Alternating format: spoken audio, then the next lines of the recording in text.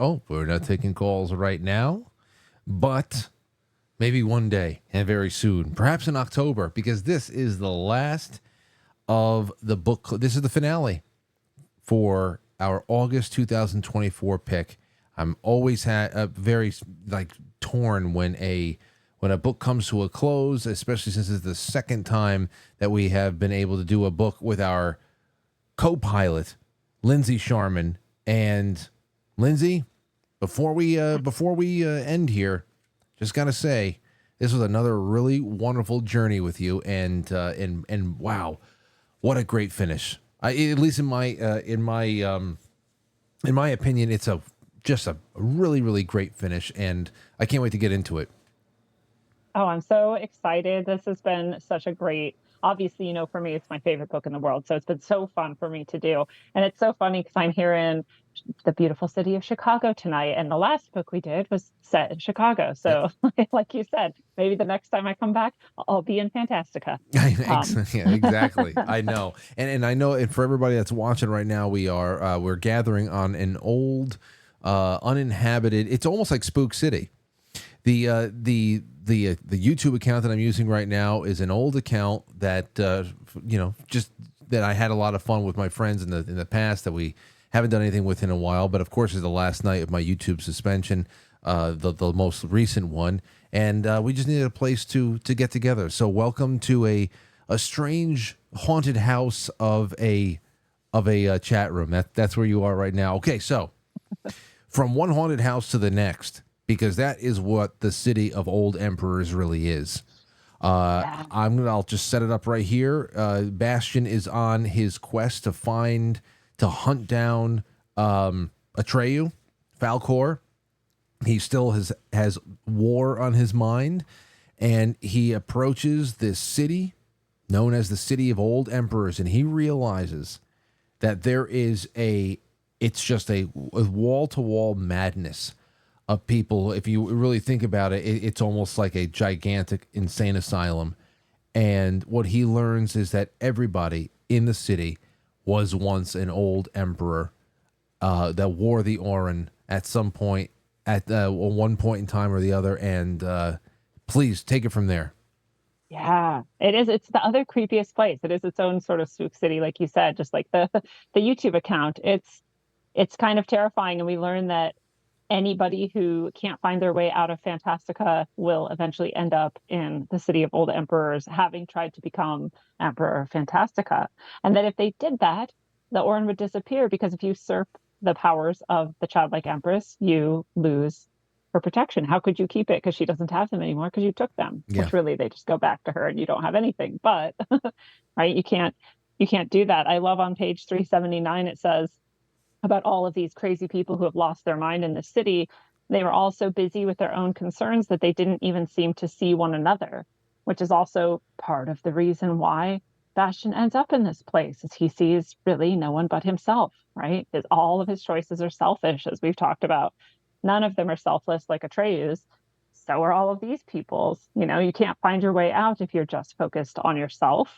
And it says also on 380, you can only wish as long as you remember your world. These people here used up all their memories. Without a past, you can't have a future. So we learn this is part of why he's been losing all these memories and not able to get back. And he asks, well, how many do you think I have left? And they say, the monkey guy, right? Maybe 3 or 4. And you're like, oh no, he's this far in. He has maybe 3 or 4. He doesn't even know what he. Oh, we got a little bit of a hiccup in the connection there. We'll see what happens with Lindsay if she gets back in. Connection was solid up until right now, so we'll see. But yeah, Lindsay, you there? Am I here? Yeah, I got you back. Okay, so Okay. so you froze up a little bit there, but like you were talking about that Bastion really comes to the understanding that he's really at the end of his rope. He only has a couple of wishes left. At one point over the course of this chapter alone, he realizes that he's lost the memory of his parents. So now he's really just going, but he has enough left in the tank, enough discernment to see just how insane everything around him is, and to think that those could be Even, humans from the yeah. other world, and Well, then, there's still a lot of things here. Obviously, we got to get to the end here. There's still a lot of questions I have about locality and where yeah. you are physically when you are reading this book. Because when he comes back, we'll get to that. I'm just gonna let you roll through it because I want to talk about some details and then get to the input from the audience, of course. Yeah. No, it's great. Yeah. Where are these people? If they're all stuck here, where are their bodies? What are they doing? I'm like, are they in a coma? So it's also interesting. We learned that if Atreyu hadn't stopped the coronation process, if he would have crowned himself, he would be in the city already. Right. And so there's another moment where the thing that you think is horrible or trying to stop you or a problem is actually what's saving you, which happened with the Gamork biting his leg. Right. So he also says on 386, he understands he has no power over his wishes. And this is a question we've been asking too. Like, how do you even know what you want? And then can you even control it? Or is it just something that it exists? You just want it and you have to want it and find the natural conclusion to that before you can want something else. So we kind of see that wishes cannot be summoned up or kept away at will, it says. They come from deeper within us than good or bad intentions, and they spring up unannounced. And it does seem to be that way. And that's when he makes another wish. It says, for days and nights he'd been wandering all alone because he ran off from the city of old emperors. Finally, he's like, this place is insane. I don't want to be here. I got to get out of here. So he's running for days and nights. He'd been wandering all alone. On 386, it says, and because of being alone, he yearned to belong to some sort of community. That's when he ends up with the Sea of Mist. Mm-hmm. And the Yal Yes Iskalnari, however we're going to say this, right? I know. I was wondering. I was actually waiting. I was actually waiting for you to pronounce it. I said, if anybody can pronounce it, it's going to be Lindsay. So we'll say Iskalnari, and they are these people who live on the Sea of Mist. There's this mist, and they can float on it if they have the reeds from the sea, and they can weave it into a boat. But they're all this uniform, singular sort of organism. He finds out eventually none of them have names, none of them have identities. It's very comforting for him. He doesn't want to be alone, and now he's not. There's all these beings.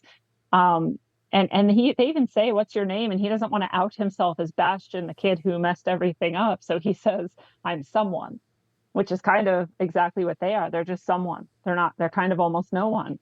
Right, which is what Atreyu told Gamork. It was a strange kind of being the Sea of Mist and hanging out with these people who are very obviously I wouldn't call them ideologically communist. They're just really just one connected community of people where there really is no individual there, and that's why when one gets picked off by an eagle or something like that, there's nobody to grieve because there's no person that ever left, nor were they ever there either.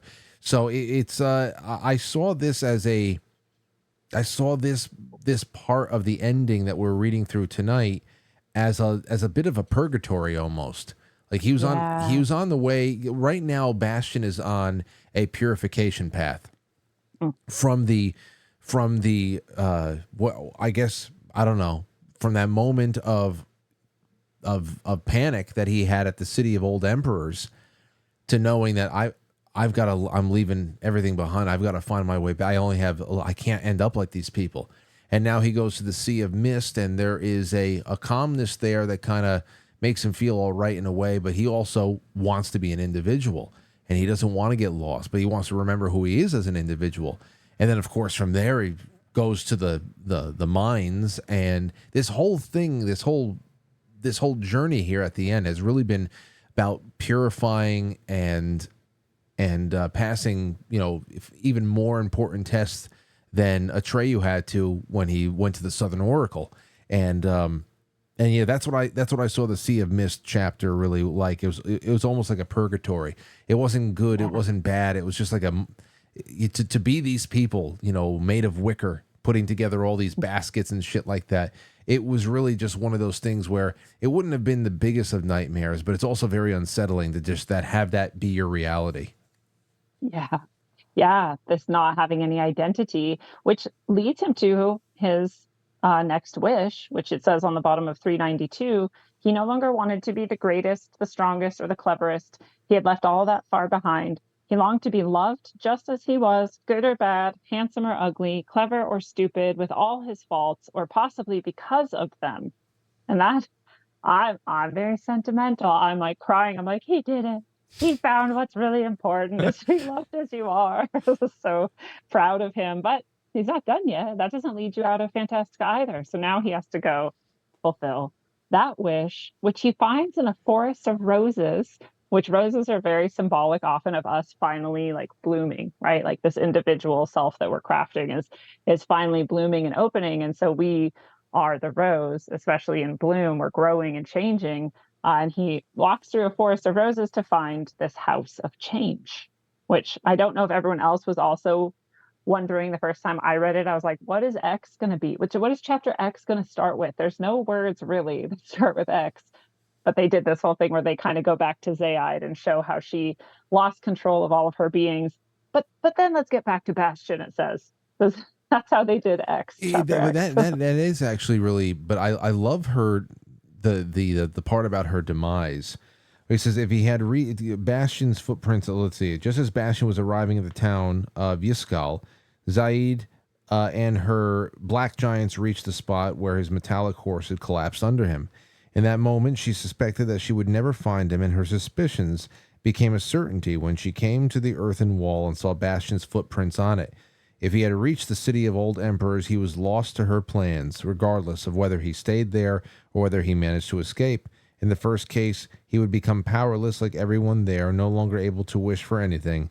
And in the second, all wishes for power and greatness would die within him. For her, Zaide, the game was over in either case. And that in itself is almost like an exorcism. Like, Yeah.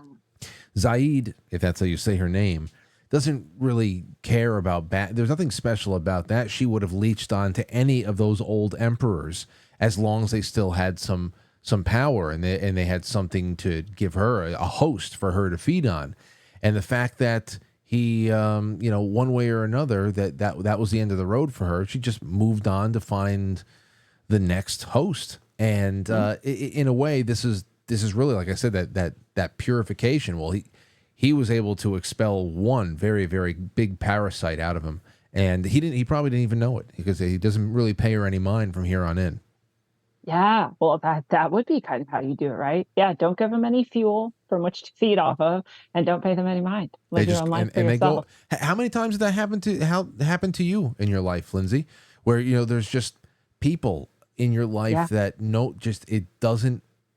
I'm not even talking about romantic relationships. I can tell you, there's two gleaming examples in my life of two people that we used to hang out with a lot that were just not good for us. And Very it good. was there wasn't a fight, there wasn't a falling out. There was just one day we didn't hang out, and that turned into weeks, months, and it's been 15, 20 years now, and thank God for it. Well, and for me, sometimes it was okay, I'm done with you now. And I just never contact you again because there's no point. Actually, I've seen the cycle over and over again. There's no getting out of this except just ending it. Yeah. So yeah, so then he finds the House of Change, and he's also growing and changing. Finally, he's just actually finally changing. But it's so sweet.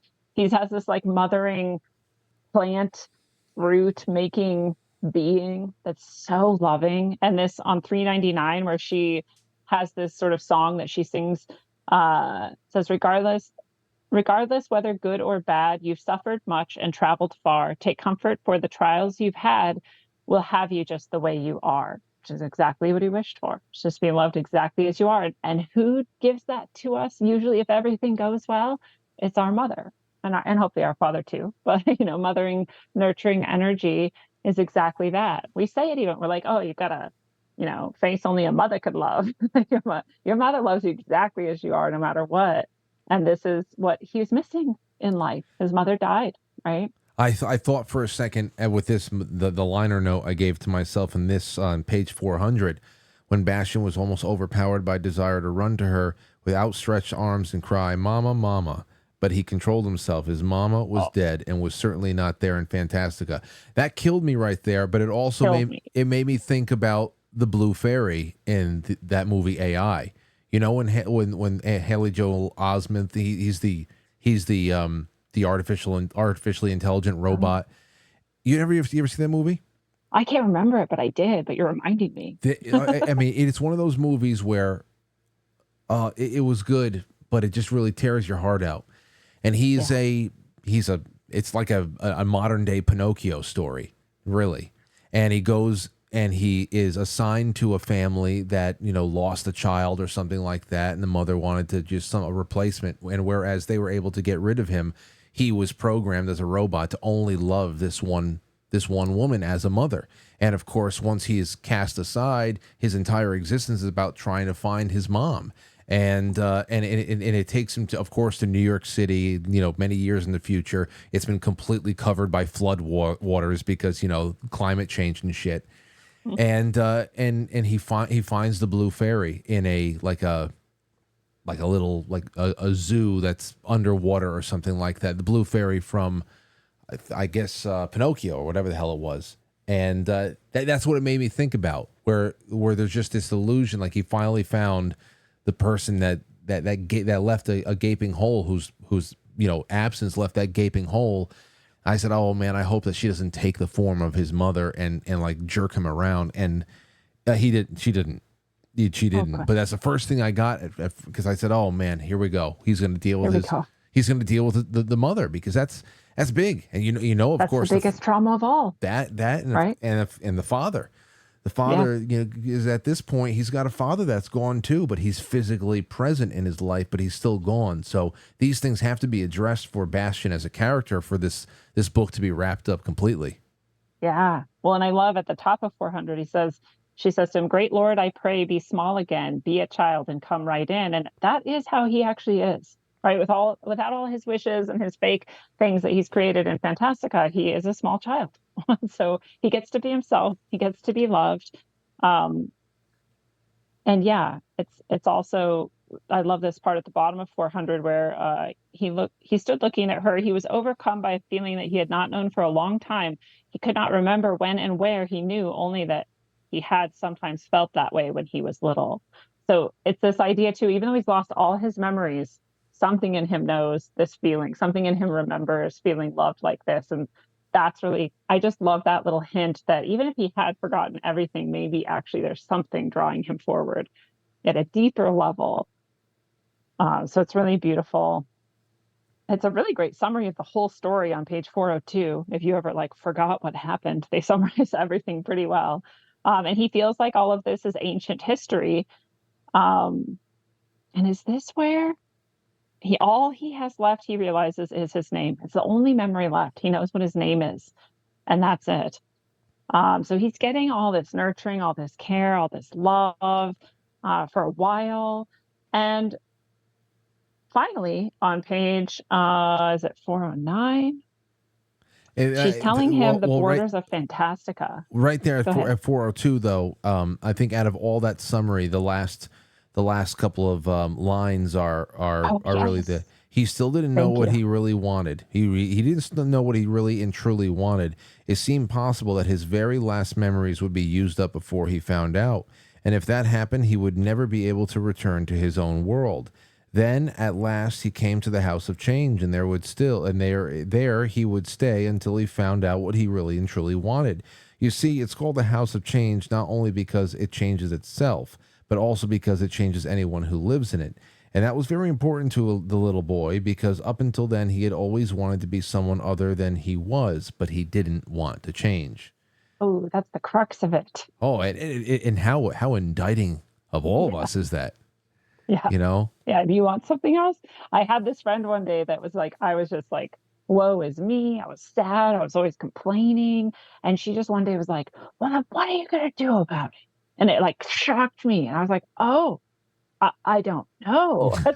I've never been asked that question, and I had to really answer it. And that's when I started realizing, I'm actually the one responsible for how I feel about this and what I do about it or don't do about it. And I mean, it changed everything for me. And so it really is true. You want what you want, but do you want it bad enough to change your life? Because that's what it takes. Yeah. I love that. Yeah. Thanks for calling us back to that. 407. Next thing I have underlined is this wonderful poem that she says to him. it's just a lovely part there. The sleep, my darling, good night. Your sufferings are past. Great Lord, be the little child at last. Sleep, my darling, sleep tight. And it feels so comforting. It also not only is it just a nice lullaby kind of a thing to put a child to sleep, but also that encouragement to, you know, that heavy's the head that wears the crown. Take the crown off, and Yeah. you know, just get back to, because the real thing here is, isn't this everybody? If Hmm. you're 44 years old, if you're 64, 84 years old, I mean, we were reading Dandelion Wine too. It's just this kind of thing that keeps coming back is, you know, how old are you? Were you ever really young, or are you always the same person? Is it just with the responsibilities of adulthood that you feel like you have to change an understanding of who you are on a metaphysical level? That, you know, when we shed our childlike innocence, is that just naturally something we can't hold on to when you know, when all of those, I don't know, all of those most cherished memories of the past we know are rooted to not really understanding how hard the world is and how hard growing up and letting go of things are, and change really is. It's a challenge. And sometimes just by merit of seeing that, finding out about Santa Claus or finding out about this and that, it's hard to ever really be the same person you were when you were 8, 9 years old. But at the same time, that's like the struggle that we got to find as well. I mean, you don't want to stay infantile, you don't want to regress in your life, but at the same time, you can't lose that child. You have to take the crown off. You have to be able to pay your bills. You have to stay a child, but also pay your bills and be. Yeah. It's crazy, the Yeah. balance, and it Well, we almost it spend almost our adolescence like forcing ourselves to change. the thing we almost hold on, little hiccup. We'll see when she comes back, but that's it. She's talking about adolescence there, and it almost seems impossible. How do you strike that balance between those two worlds? But okay. So Lindsay's back. Lindsay, you're Okay. talking about the about adolescence. Go ahead with that comment again. Yeah, and then we're trying to be adults so bad. We're changing. We're also it's hard. We're hardening to the world. Like this is so crazy and difficult. And then we get old and we're trying to go back. We're trying to heal our inner child, like Bastion is here, right? And we're trying to understand the roots of who we are and really merge those things together. And it's everyone, like you said, everyone's doing this. And we make fun of it sometimes. We're like, oh, our inner child, but it is actually true. We do actually have to be childlike, and we have to heal that part of us that was hurt back then and bring it back to now. Yeah. So I love it. And then we start talking about the waters of life, right? Dame Eola is telling Bastion how he can get back, and how there's no borders of Fantastica that you can get to, but that there's like the center of Fantastica is the border. And it's such a good parallel to this idea too, that we say it, right? There's no way out but in, and our heart is the center, right? And we have to go into our hearts to really actually get out of any struggle we're going through, or get transcend any problem we have. And so it's really a cool metaphor that you have to go to the center of Fantastica to get out of Fantastica. And she's telling him how to do this, right? How to get to the borders. And I love too on this page 409, as she's telling him this, that Bastion suddenly begins to cry. He doesn't know why. He felt as if a knot in his heart had come open and dissolved into tears. He sobbed and couldn't stop.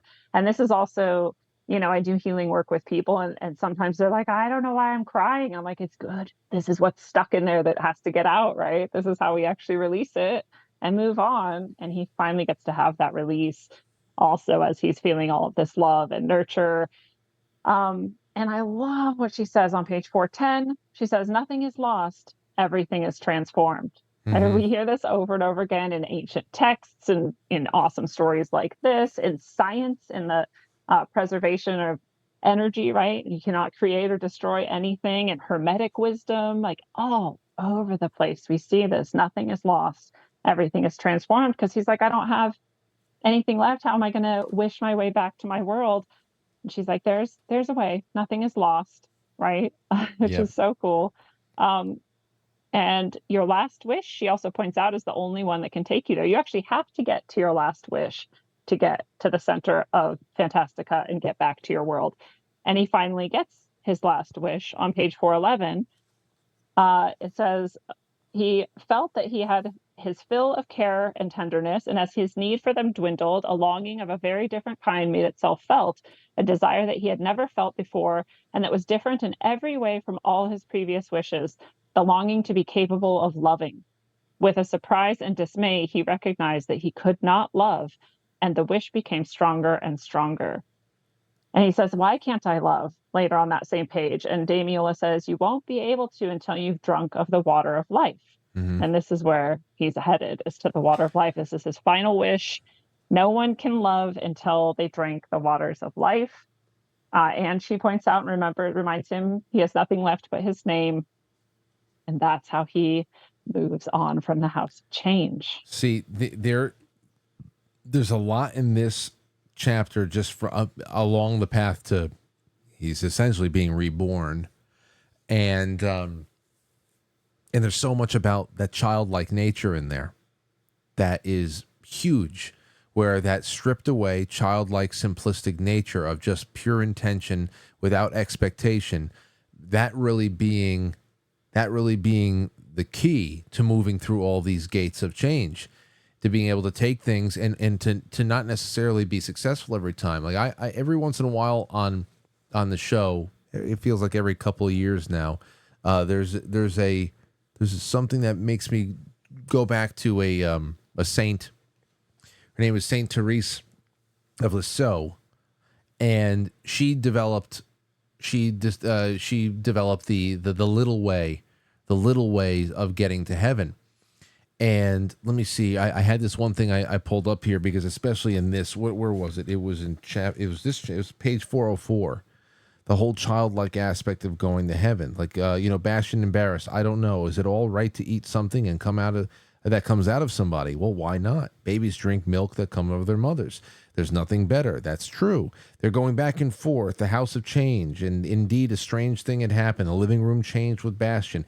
So this whole thing started happening. And, through the practice of virtue, he said that the easiest way to get to heaven, for example, said Saint Therese, is to just give yourself up to that first step on the stairway to holiness.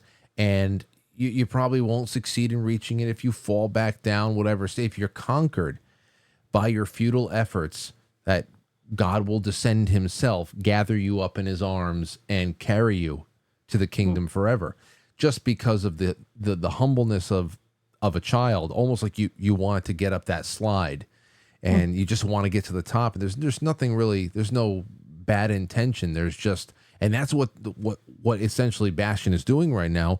All of those murky intentions are being stripped away from him. All the things that he wanted along the way, where he built himself up as this indomitable soldier and champion of all things, all that is getting stripped back out of him. He's being purged right now, and he's being brought back to that childlike state. And it's really a rebirth that we're watching. It's I don't know. This was Literally, just very, very profound ending. I just loved it so much.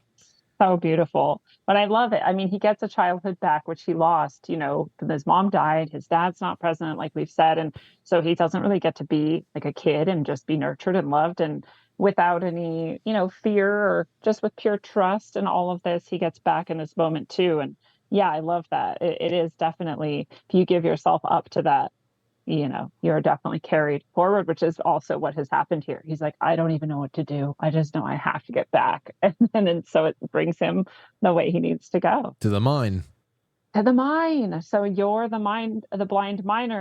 And way back in the book, there's somewhere in Amergant, there's a poem that mentions yours, Minrud, this blind miner in his face. So we had some foreshadowing, but you don't know what it is back then. And we get to this point, and here's this blind miner, and he has this absolute darkness in this underground mine. He seems to be able to see perfectly, right? And there's this sort of illusion. We start getting this metaphor of this is maybe like our subconscious, right? This is maybe this guy's like the third eye or just intuition in general. Like he can see perfectly without sight. He has no light down there, but he can go down into this mind. And we learn that down there are every single memory, every single dream. All of this is down there from the human world. So nothing is lost, like Camula It's the said. foundation. The foundation. There, you're actually in The foundation. the foundation of Fantastica is all of those dreams.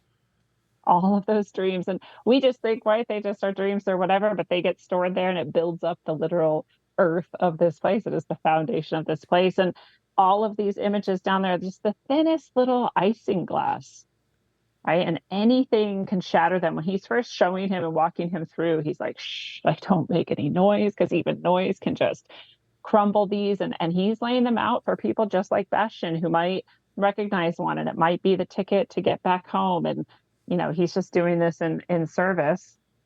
On 420, we see, to love, that's easily said, but the water of life will ask you, love whom? Because you can't just love in general.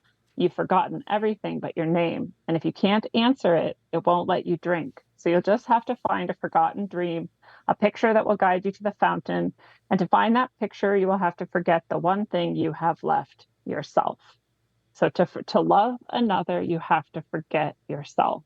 And it's such a beautiful metaphor again of like, isn't that the truth? If you're truly loving someone, you're selfless. You're not even involved in it. It's just them. You've forgotten yourself. They're the only one, but he doesn't have anyone. He doesn't have any memory left. He doesn't remember any single person. He doesn't barely remembers himself. He only knows his own name. He doesn't have Al-Sahir. He wasted that light for others. So he has to work in the dark, right? So he's just learning to be humble. He's sleeping on the floor. He's like, whatever you've got, I'll take it. You've got the soup. Okay, I'll eat it. Following him down in this mine, learning it's scary for him, right? He's just having to feel things and listen for changes in rooms. He could get lost down there. There's no light. He has no way to get in and out except by trusting that he can just figure it out. And it's almost like at this point, he's gone all the way back to the womb. Like we just saw him as early childhood, being nurtured and taken care of. There's even the metaphor of drinking from your mother's breast. And now we're in this complete darkness, no idea what's going on, like the womb of the earth. And he's down there just, it even says on page 423, he's curled up like an unborn child in its mother's womb. He lay in the dark depths of Fantastica's foundations, patiently digging for a forgotten dream, a picture that might lead him to the water of life. Mm. And then he finds it. And he finds this picture. It's same page. On the fragile sheet of isinglass, it was not very large, about the size of a usual book page. He saw a man wearing a white smock and holding a plaster cast in one hand. His posture and the troubled look on his face touched Bastion to the heart. But what stirred him the most was that the man was shut up in a transparent but impenetrable block of ice. Is this his father? This is his father. So what was the cast? This is just from like the laboratory? He's a dentist, so it's a casting as like maybe like teeth or something. Gotcha. Right. Okay. He's a dental technician or something. So yeah, it's just his lab stuff, but he's in this block of ice, right? But that's how he is. Yeah. Symbolically. He's cut away from everyone and cold. So while Bastion looked at the picture that lay before him in the snow, a longing grew in him for this man whom he did not know, a surge of feeling that seemed to come from far away. Like a tidal wave, almost imperceptible at first, it gradually built up strength till it submerged everything in its path. Bastion struggled for air. His heart pounded. It was not big enough for so great a longing. That feeling submerged everything that he still remembered of himself, and he forgot the last thing he still possessed, his own name. So I was crying at this part. Yeah. I've read this book so many times, I'm still crying at this part. So I don't know if everyone out there is crying at this part, but I was. There's a couple of times here toward the end that I was really getting choked up.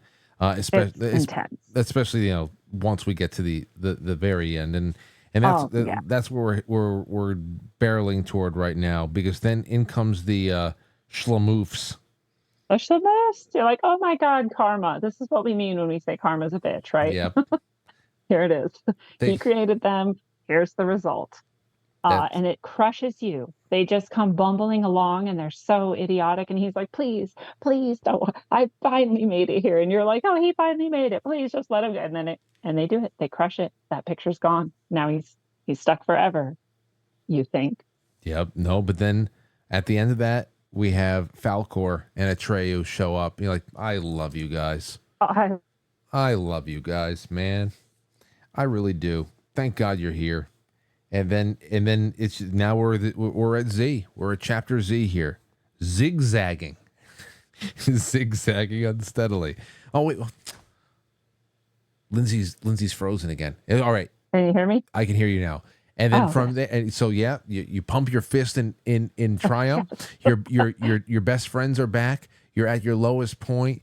But they're still there. And you're like, oh, this is another thing that I needed to make right. And now we are at Z, zigzagging through the front of the. Zigzagging. There you have it. They did it.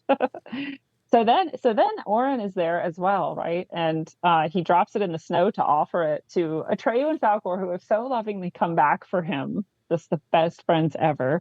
And the amulet then becomes this fountain of light, right? He's found the center. He's found himself. He's found the heart, even though he doesn't remember any of it. He doesn't even know his name at this point. He doesn't have the picture, even nothing, but it lets him in.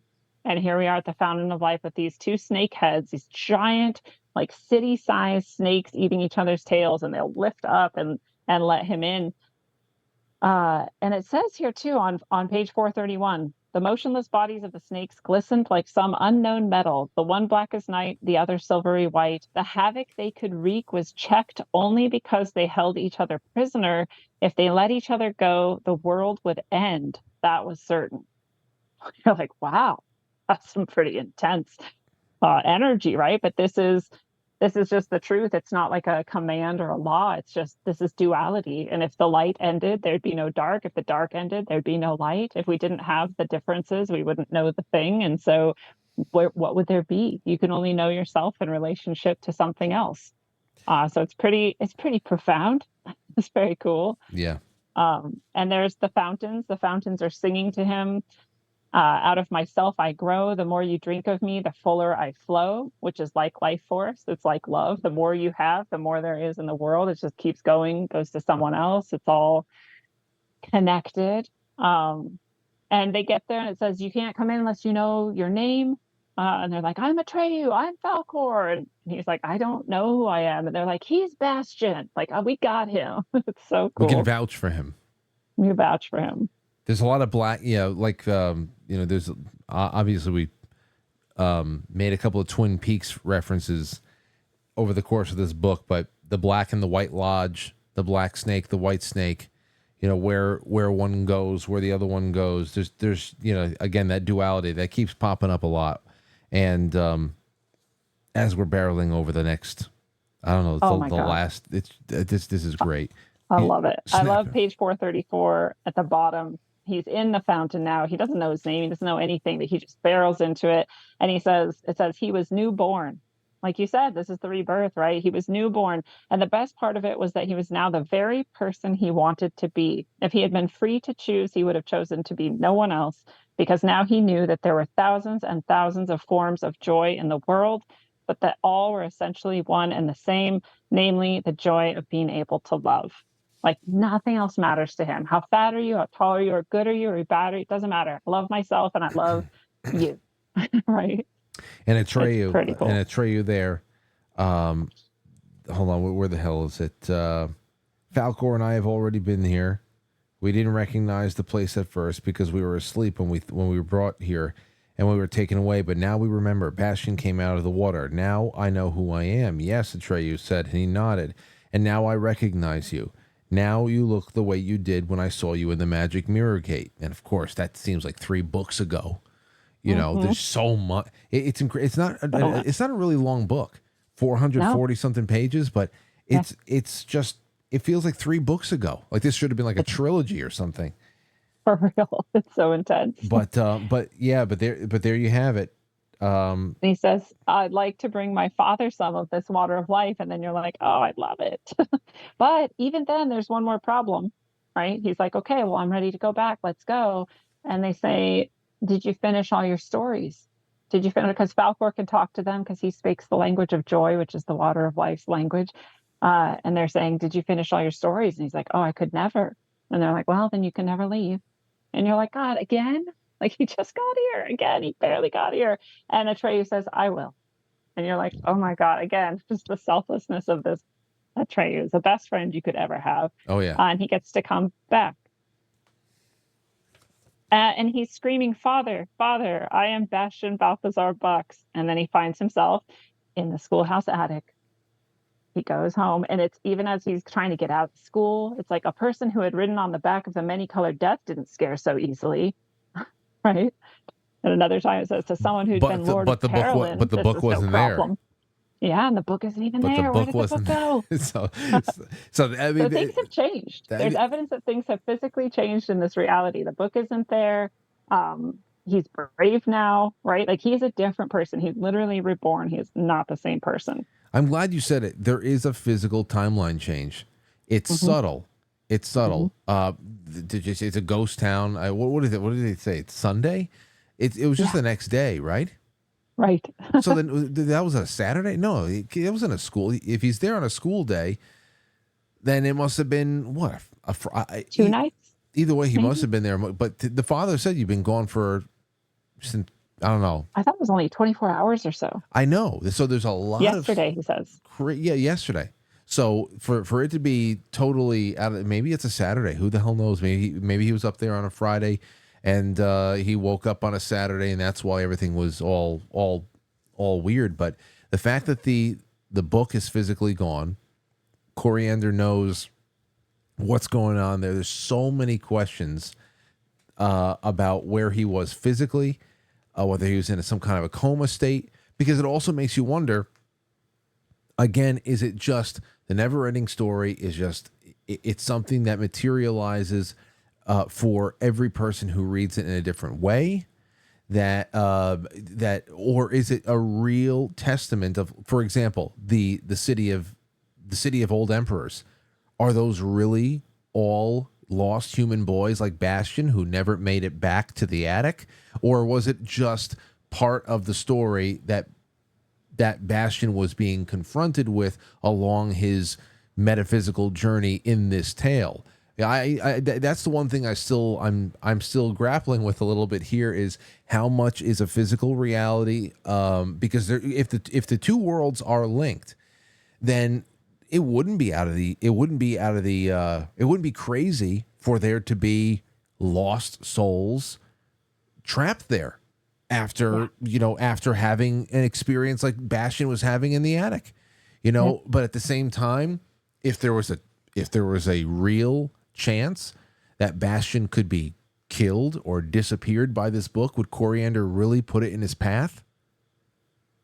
I mean, maybe, because it's in a lot of ways, it's the only way.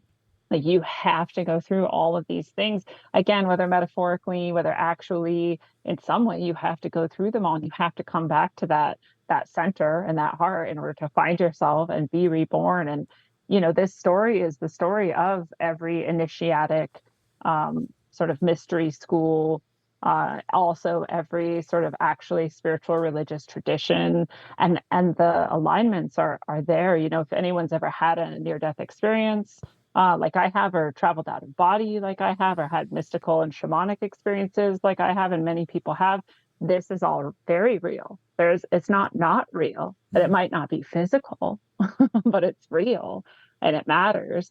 And you can get lost there if you've ever met someone who is mentally unwell, especially like severe and deep schizophrenia or some of these things. They're not here anymore, right? And where are they? And they sometimes can come back, and then they're themselves again, and you can tell, oh, they're back, they made it. Where did they go? Right? Yeah. So to me, it's like, it is real. He did actually go there. If we would have been there and saw it, would his body be there? There was some indication that he literally went somewhere physically, like the explosion when he says her name and everything changes, and now he's in Fantastica. Maybe his body wasn't even there, but it might be. And maybe all those people in the city of old emperors are literally stuck there, and they're in comas in their body's just empty. It's right? just so many people. It's so many people. So many people who are lathering mirrors and shaving the mirrors instead of shaving your face in the mirror. I mean, it's nuts. Okay, so for brevity purposes, they have this one. He and his father, they have this wonderful thing. The father is just sick with him being gone. Obviously, as much as he misses the mother, to lose the son, that's losing the last piece of your wife.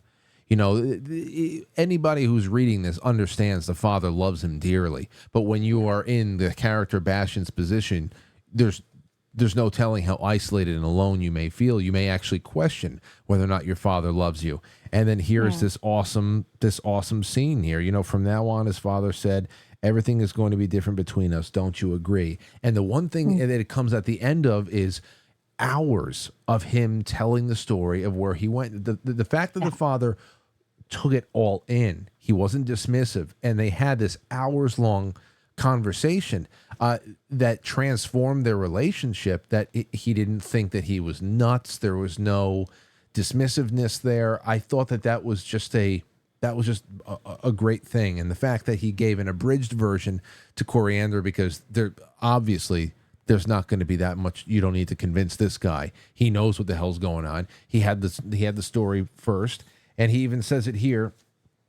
He asks Coriander if he knew the childlike, do you know the Moonchild? Yes, I know the childlike Empress, though not by that name. I called her something different, but that doesn't matter. You see, I'm just like, okay.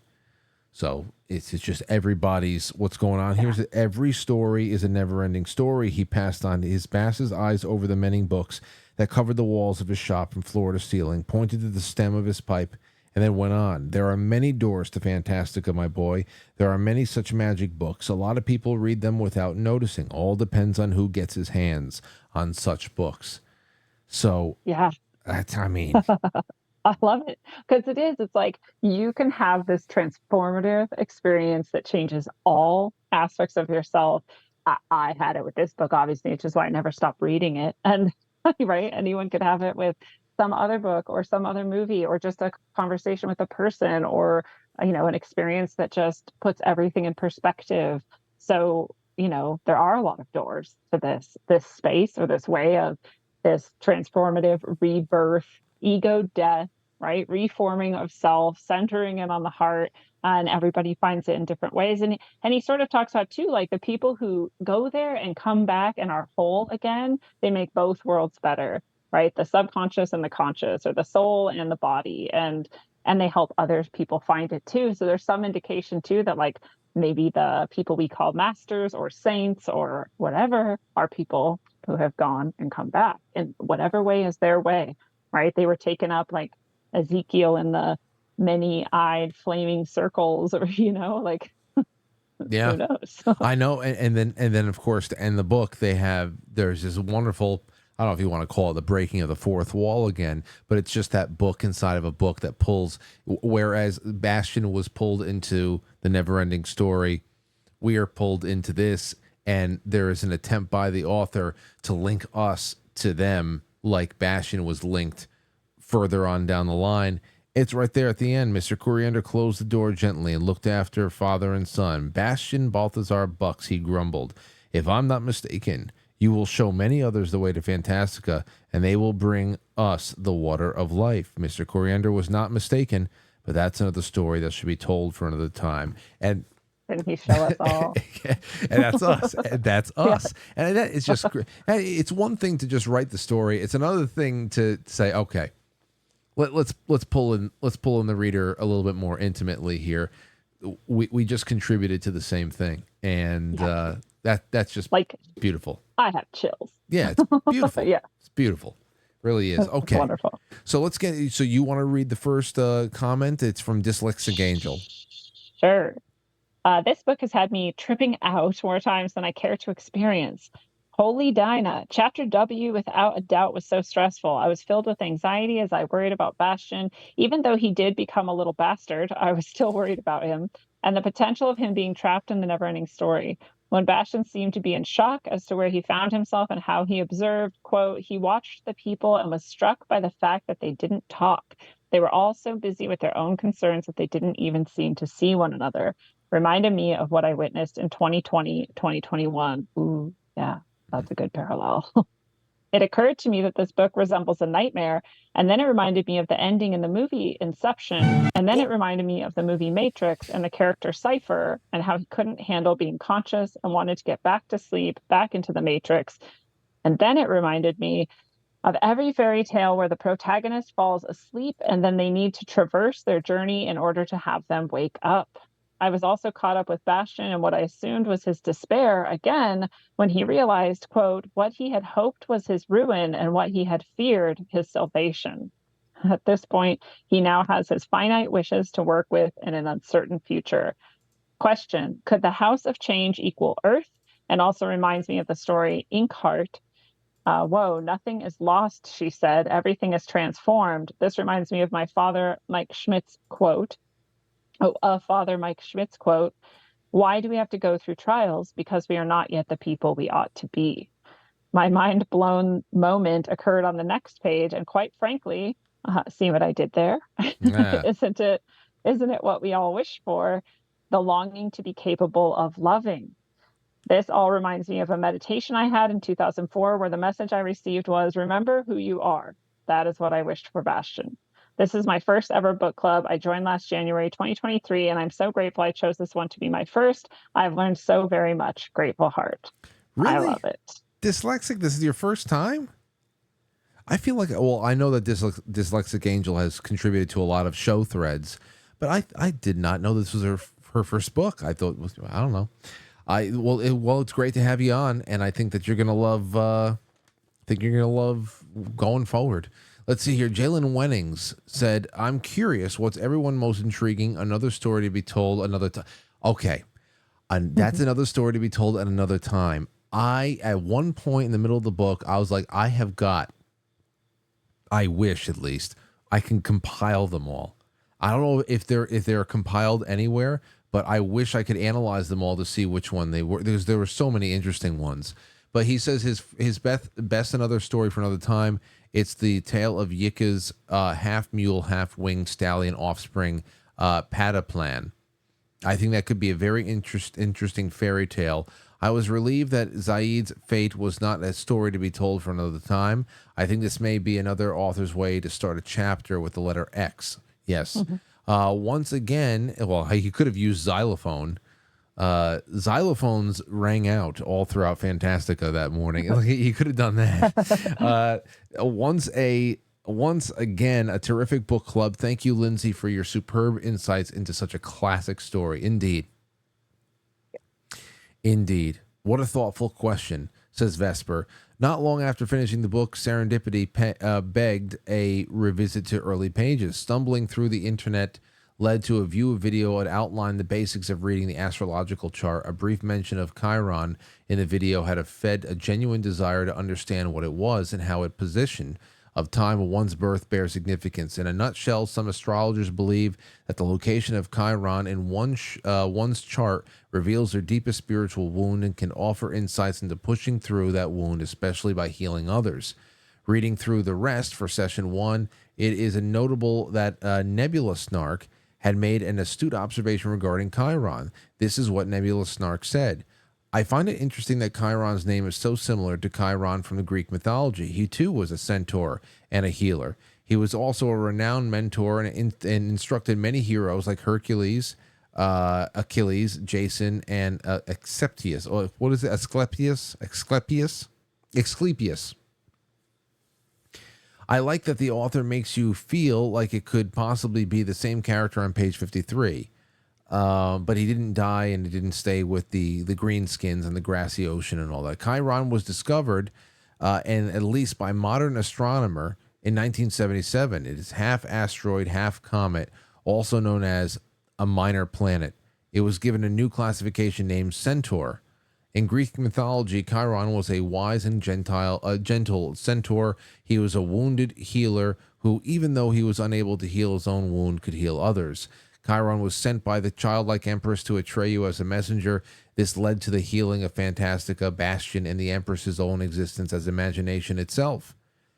Chiron is introduced wearing Orin around his neck, which holds starkly contrast symbolism and guides Bastian through his journey.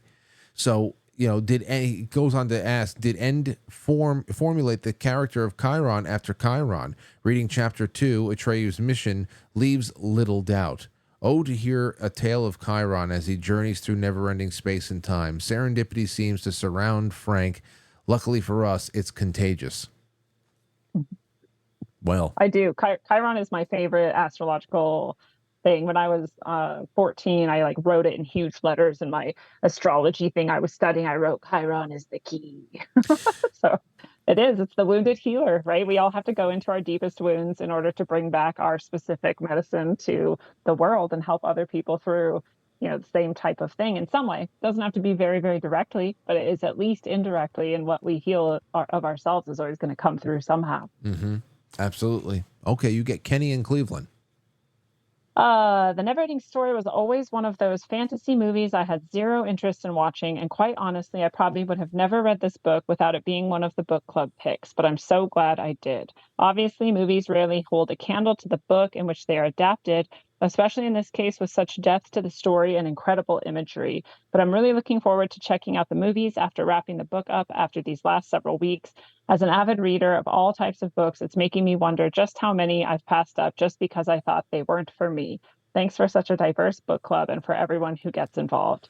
I feel it. People loved Harry Potter, and I thought that must mean that it was stupid because if everyone loves it, it must suck. And it took me years, and I finally read it, and it's a fantastic book series. So I think we're all capable of this for sure. I'm glad you enjoyed it. I'd like to read that too at some point. After I'm not going to read it before I get through Lord of the Rings and everything else over here, though. But I gotta say, I've watched Neverending Story 1984 several times because now Aurora just wants to watch it over and for taking just the first 12 chapters as source material, they do a great job. There's still such great symbolism and such great direction in there, art direction, cinematography. It's really a lot of fun, especially when you know where it's all coming from. I tried the Neverending Story 2 on, I think, last Friday with Aurora. I said, Aurora, you want to watch the second one with me? Daddy's never seen it, with Jonathan Brandis. I still have like a half hour left, and I don't know. I don't know. I can't really do it. I can't really do it. I'm trying, and I don't know. But the first one is just classic. The second one, it doesn't keep me interested. But yeah, not quite there. But as far as seeing the now I understand the boiling tears and of the Acarists and they have their own little spin-off on the robots and all that shit. But yeah, it's just one of those things. I think Kenny's going to enjoy the 1984 release. I think big time because they even changed Falcor's voice in the second one. I'm like, oh, you got to at least bring back the original voice actor. The only person who's the same in the second one is the actor who played Coriander. Only one. Oh, wow. That's the only one. Only person. Well, everyone else is probably like, if you're not going to do it right, I don't want to be involved in this. Yeah. Anyway, okay, let me see here. Mark G says, I'm always a little anxious when getting to the end of a really good book or movie for that matter. The ending can sometimes turn the whole work into a disappointment, especially when the author tries to tie everything up in a nice box. That was not the case with this time. I believe Endy did a fantastic job of giving us the happy ending and the real-life change that we were looking for in Bastion. However, he didn't let us off the hook by explicitly answering the major question of how exactly Bastion experienced Fantastica. He didn't give us Bastion waking up from a dream as a way to explain it all away. He even added more mystery by the disappearance of the book. I know. That's great. Because you know what's so perfect about it is it's just a smidgen of physicality. There's a smidgen of physical change that's just like, okay, it's one thing to just make you question everything. Everything. It's like, okay, if the book disappeared, then what else about the physical world changed? It can't be the only thing, could it? And but he didn't give us him waking from a dream. He had us using our imaginations right until the last word and then some. He kept this theme throughout and didn't forsake it for the buttoned up, clear cut ending. I love it when an author stays true to the story until the end. Thank you, Frank and Lindsay. Definitely not a book I would have picked up on my own, but so glad I did. Now I get to hand it off to my children to read. Damn right. It's going to change their lives. Change their lives. and when they read it, they can watch this series right here It's so funny. of books. Yeah. I have the pleasure right now of being in a family where the two kids here in this household have read and loved this book. And so I got to talk to them about it right before I did this. So it's really cool. I mean, that's the best thing about all these books is like, hey, you should read these books. And when you do, here's a series you should read along with it. You'll just read with me and Lindsay every week So that's the best thing. That's it. Okay, you get Robert Solario. All right. Michael Ende from Wikipedia, quote, I sat down at my desk and wrote. It didn't start with a concept or a plan. I just let myself drift from one sentence and one thought to the next. That's how I discovered that writing could be an adventure. Born in 1929, the only child of a surrealist, painter, and a physiotherapist, they moved from Bavaria to Munich when he was 6. In 1936, his father's work was declared degenerate art by the Nazi Party. He continued to work in secret. When Michael Ende was 12, he saw the first Allied bombing of Munich. He later said, quote, our street was consumed by flames. The flames were roaring. I remember singing and careening through the blaze like a drunkard, almost tempted to cast myself into the fire, but later was horrified as he witnessed the bombing of Hamburg while staying with his uncle. In 1945, the youth, as young as 14, were drafted to fight against the advancing Allies. 3 of his classmates were killed in the first day. Ende joined the resistance serving as a courier. Ende said, quote, it is for this child in me and in all of us that I tell these stories, any child between 80 and 8 years old. That's so cool. I did not know that. Wow. Jeez. And that description of just sitting down and writing, I started doing that with the trilogy that I wrote, and I feel like it's almost like automatic writing. I call it channeled at this point because I didn't know what I was going to do or what's going to happen next or who the characters were. And the way it all came together is I feel too perfect. Like I couldn't have planned it if I tried. And so maybe it's the same with him, right? The reason it's so perfect is it just came through. Yeah. Before, in the introduction for Dandelion Wine in June, it opens up with Ray Bradbury's telling of how Dandelion Wine became a book. Did you read that, Lindsay? I read Dandelion Wine, but I don't know the story about how it became a book. Oh, well, I guess in this latest paperback printing, they had an introduction in there where he just talks about the writing process for him. And I think it was just such an incredible way. It was such a powerful introduction, but especially when you have somebody like Ray Bradbury telling you his word association exercises that he would just dump everything he can onto paper every day, and from there something would just continue to build. It's invaluable to actually get that directly from the horse's mouth. There's a comment from Krista under there too. Says, as soon as I finished the book, I found myself wanting to learn more about Ende. I tend to wait until after I read the book to discover more about the author because I don't want to let any opinions or perceptions interfere with the material. The town where he was listed in the book as being from in Germany, Garmisch Partenkirchen. Sorry. Looks like a magical mountains utopia. It's exactly the type of place you would imagine a fantasy writer of this caliber would call home. I got to check it out. All right, this is from Krista. We're coming up to the. I know that you're on the road, Lindsay.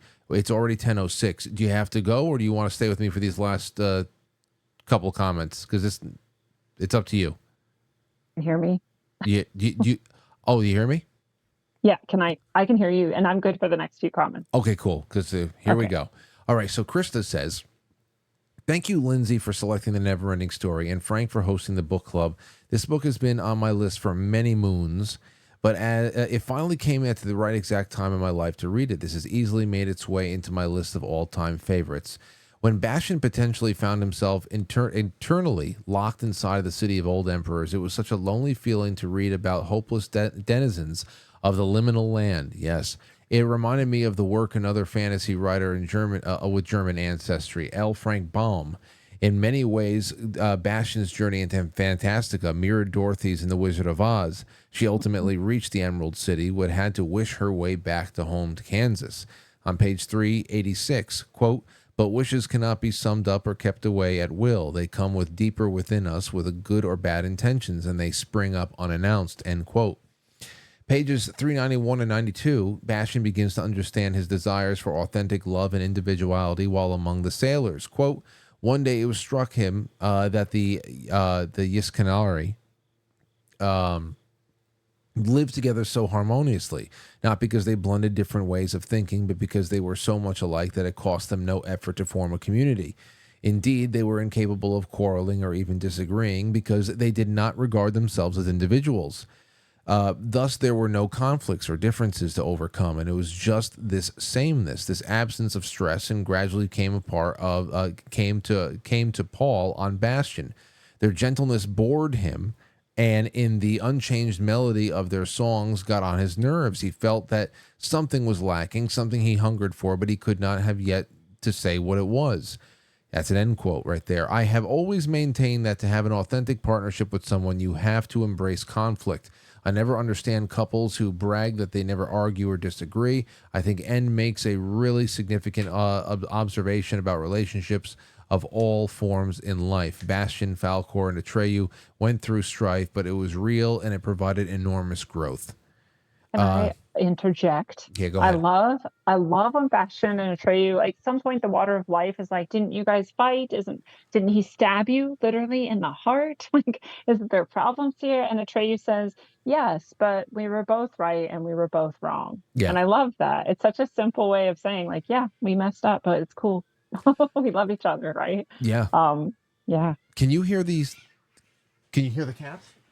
I can't hear anything. There's a fucking, hold on. They're freaking out. There's a fight.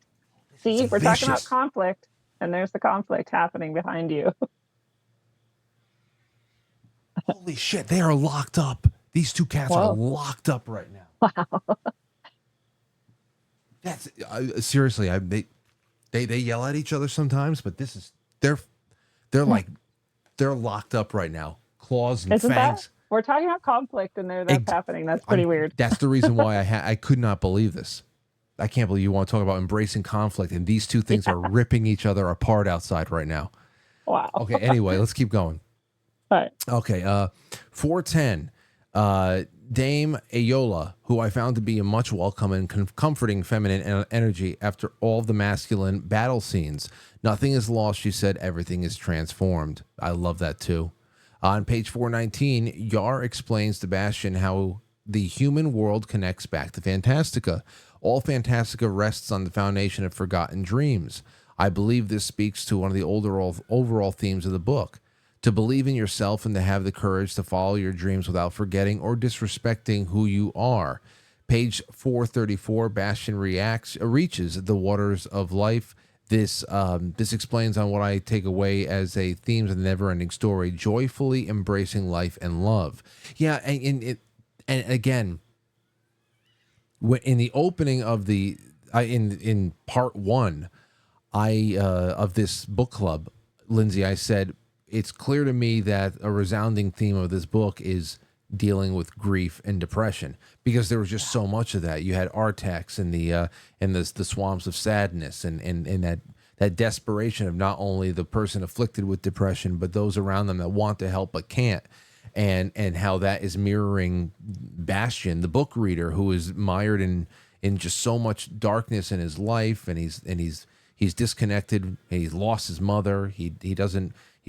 There's no connection with his father. Nothing's going right. So, I mean, at first you say, okay, well, I understand where this is going.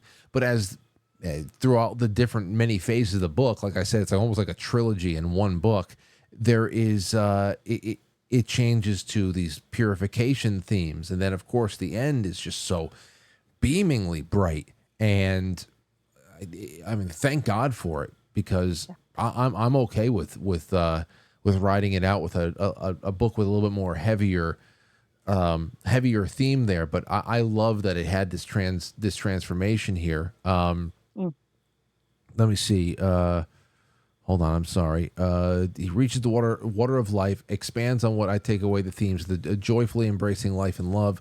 Quote, and the joy filled him from head to foot, the joy of living and the joy of being himself. He was newborn, and the best of it was that he was now the very person he wanted to be. If he had been free to choose, he would have chosen to be no one else, because now he knew that there were thousands and thousands of forms of joy in the world, but all were essentially one and the same, namely the joy of being able to love. And you remember I said that there's that one Alan Watts quote. I said, if there is one thing that I think that we're going to get out of this, one place where this can go is that when you have all that power to be in a dream world and dictate, to have any kind of experience, any kind of pleasure, anything that you want, that after a while everything would become, okay, I need a change. And Bastion constantly was like, okay, I need a change. I need a change. I need to change. Was all that power, that limitless power. And then at the end, what you end up choosing is what you already were. It's just that your perspective is changed, and you actually now see what kind of what the game really is, and not what you can nitpick and about the whole thing to make just right. It's something totally different. You accept yourself and you love yourself. And then it makes you actually love others. Like, you want to love others. You want to give it away. I love that. Like, his first question is, how do I bring it back? How do I bring it back for my father? And then when his dad starts crying at the end, when he runs in and they're hugging and he sees the tears in his father's eyes, and he's like, I did bring it back. There it is. Right? He has it. Yeah, he has it. Okay, so you take Spacey, Stacy. We have two quick comments left. Spacey, take Stacy. No? I guess I'll do it. I have just page 1 of 1, and that was my last one. Okay. Well, I don't understand why. Oh, maybe if you just reload it. I'll read Spacey, Stacy. They're very short anyway. Frank and Lindsay, we appreciate you both for taking your time with the book club, and thanks for featuring us in the Literary Franklies in this month's newsletter. We have enjoyed reading along with everyone and hearing all the different insights. We really enjoyed the book. My son Clark and I watched the first movie over the weekend, and were kind of disappointed in the ending because we knew how much more story there is to tell. Oh, I know. But then again, like I said, the only way that you can do this right is if you give it 8 hour-long episodes, a limited run miniseries, and you have to give it to the right director, whoever the hell that is. You can't leave it to the people at Amazon who are doing the Lord of the Rings spinoff, or else they'll ruin everything. But you can't do this even if you did like one of those 10 Commandments, Ben-Hur biblical films from the 60s, where you have 5 hours and an intermission. You still can't do this in 5 hours. It's for what it did, for what they could do with a feature. I think that there's more than enough. You can really do that. I'll do a lot in those 12 chapters. But we'll be watching the second movie here soon. We can see how that compares to the end of the book. Thank you, another great book club, and I'm so grateful I got to share this one with my son. Blessings, Stacy. Well, I hope I can I can see the second half of that too soon. Second one was a little bit slow. I do have the comments. Do you want, though, to read Jimmy the Shark, and I'll do Nebby the Snark since you've had some long ones? No, I can do the Jimmy the Shark. There's another one after that? Okay, well, she got frozen there. Let me do Jimmy. I really enjoy the adventure throughout this book. I had a great ending, too. It had a great ending, too, on page 434, when Bastion forgot everything about himself and jumped into the water and was reborn, really touched me. It was like the baptism cleansing himself of all sins, being reborn, full of God's love. His 2 friends forgave him, and he forgave them. It was beautiful. Yeah. True forgiveness. Truly forgive. It's a great thing. You said that there's another comment after that? Yeah, there's a Nebulous Snark. Okay, you can take the last one, and we'll be on our way. I originally read this book when I was in high school, and I've held on to my copy ever since. I remembered enjoying it at the time and thinking it was a great fantasy novel, but reading it as an adult has been an amazing experience. There's so much more to it than I ever remember picking up on as a teenager, and I would most likely not have read it again anytime soon if it wasn't for this book club. I've listened to Quite Frankly for years, and I followed a few of the book clubs after they were finished, but to be a part of one live has been lovely. When I heard the selection would be the Neverending Story, I knew I had to participate this time around. It just felt right, and I'm so glad that I did. I spent his last section of reading thinking about how I originally read this book years and years ago. My teenage self didn't relate to the part below like she should have. She was too deep into her poor choices, lack of self confidence, desire to please others, and personal drama to really see herself. But the adult me wishes the teenage me had seen the lesson here and absorbed a little wisdom. It might have saved her a good bit of heartache. But then, like I mentioned in past posts, would I be where I am now without that heartache? Probably not. So I guess I should thank my teenage ignorance and my past inability to see myself in what I was reading. Quote, he no longer wanted to be the greatest, strongest, or cleverest. He had left all that far behind. He longed to be loved just as he was, good or bad, handsome or ugly, clever or stupid, with all his faults, or possibly because of them. But what was he actually like? He no longer knew. So much had been given to him in Fantastica, and now, among all these gifts and powers, he could no longer find himself. I was a lost teenager who just wanted to be loved, but I had no idea what that really meant or what that really required of me. I thought it meant that I needed to be what the people whose love and affection I craved wanted me to be. I worked so hard to be the person they saw me as and not the person I actually was or hoped to become. I look back on myself reading that and not seeing the mirror that wasn't being held up before me. It was just a fun fantasy novel, right? Oh my. Again, it's been a fantastic experience reading this now and analyzing it from an adult point of view. Thank you so much, Lindsay and Frank. It's true. The things we see and don't see, that's part of why too. Every time I've read it, I'm like, I catch more things. I see more of myself. I understand more of the journey, and that's life, right? We do that with everything. We can Yeah. revisit it again and again and be like, oh, that's what I was doing. Oh, that's why I made those choices. Oh, that's how I got better. That's how I healed that. Yeah. So we do it with ourselves. I feel like most books, most movies, you have to watch one as a kid and once as an adult. Well, not. I mean, there's some things you just can't read as a kid. But you know, there's a lot. This is one of those stories that experiencing as a kid and then experiencing it with a little bit of experience under your belt makes all the difference in the world, because there's something for you to take away from it. Like a lot of those old Disney films, the older Disney films, Lady and the Tramp, Bambi, anything like that. You know, Bambi, it's sad when Bambi's mom dies. It's another thing to grow up and to understand the mother being taken out of the picture and the father showing up to make him into a man now. And then at the end, when the forest fire is raging all over the place and he's about to get consumed by the fire. And the father shows up. Bambi, get up. You must get up. You must get shit like that. It's like, okay. I mean, like, for example, I was watching this with my daughter and I was considering, I told this on the show, I was considering skipping over Artax getting consumed by the swamp.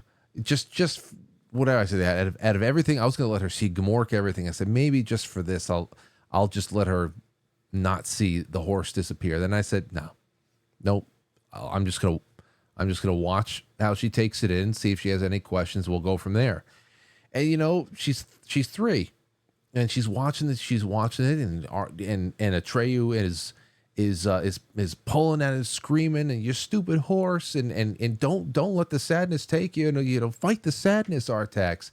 So I'm telling her a little bit. I said, you see how good of a friend Atreyu is. How much he cares. He's trying, but the horse is just so sad right now. He's you know, and you know, I'm just giving her a little something, not giving her the psychology 101, you know, on sadness and depression. But you know, at 3, I'm wondering what's she going to hit me with, and she says, "Does he get a new horse?" And I said, yeah. I said, even better. You'll see, because of course then Falcor shows up. But that's just the whole point there. I remember watching that movie as a 5, 6-year-old and going, "Oh, his horse is gone. That's terrible. Well, is he going to get a new one?" And then as a 30-something-year-old man who has experienced depression and anxiety, you're looking at that and you're going, "Oh, Oh God. come on, Yeah. Artax, you son of a bitch, get out. Get out." You know, it's like, no, Aurora, this is more than just a horse. I love it though. It's like when our kids fall down and if we're like, oh no, are you okay? They're like, ah. But if you just go, oh, Yeah, cool, good job. They're like, oh, I guess I'm okay. Right? Like if you just let them encounter it themselves, they're stronger and braver and wiser than we might ever imagine. absolutely. But and no matter how wise they are, though, you just need to be able to walk the path, to have the perception.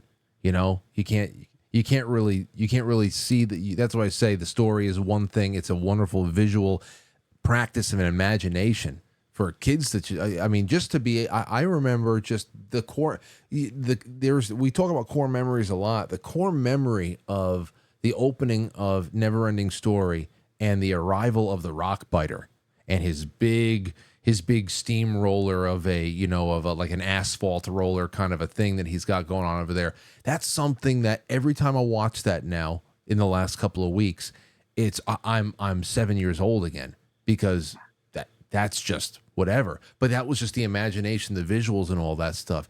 Everything else is the new adult understanding of, what life and the challenges and the mind. And anyway, this has been a wonderful journey. Thank you for picking it and suggesting it and leading it.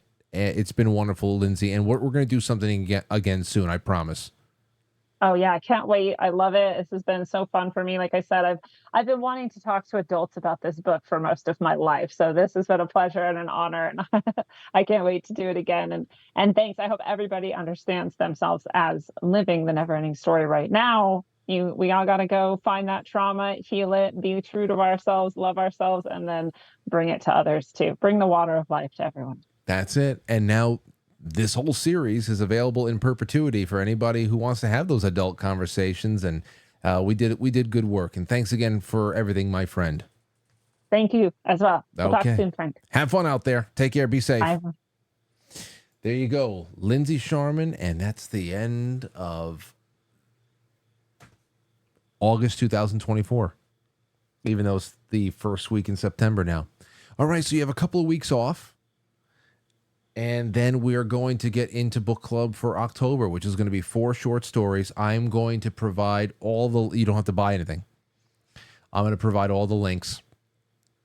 And one of those nights are going to be public. So that'll be just 9 o'clock open. We're going to have probably at least a couple hundred people on for that one. So that'll be interesting. So you guys got to act extra excited that night, okay? You will be the best salesman for this book club. It's like, whoa, we're having so much fun. Whoa, become a book club member. Whoa. You can be my schlemoofs that night. So be a quite frankly schlemoof the night that we were live for whatever the hell that is. Okay, thank you all so much. Let me go into the chat room. Thank you, Mel. It's great to have you here, as always. Thank you, Krista. Thank you, Winston. Thank you, V, Kate, Steven, Nebula Snark. You guys have been great. Dwayne. It's really been awesome to have you all here and on my little spare tire of a YouTube channel. So until tomorrow, 7 o'clock. Have a great night.